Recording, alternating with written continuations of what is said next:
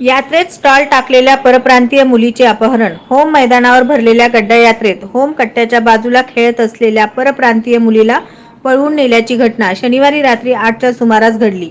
नंदिनी कैलास बावरिया, वय वर्ष 7 असे या मुलीचे नाव आहे. या प्रकरणी तिचे वडील कैलास भोरा बावरिया, वय 42, राहणार झुगी, साधानगर, मंगलापुरी, साऊथ वेस्ट दिल्ली यांनी सदर बाजार पोलीस ठाण्यात तक्रार नोंदवली आहे. यातील फिर्यादी कैलास भोरा हे व्यवसायाच्या निमित्ताने सोलापुरातील गड्डा यात्रेत आले आहेत. शनिवारी होमकट्ट्याजवळ त्यांची मुलगी खेळत होती. रात्री 8च्या सुमारास जेवण आटोपल्यानंतर ती दिसून आली नाही. शोधाशोध करूनही ती सापडली नाही. अखेर तिच्या वडिलांनी सदर बाजार पोलीस ठाणे गाठून मुलीला पळवून नेल्याची तक्रार नोंदवली आहे. बातम्या पाहण्यासाठी SB न्यूज चॅनलला लाईक करा, शेअर करा, सबस्क्राईब करा.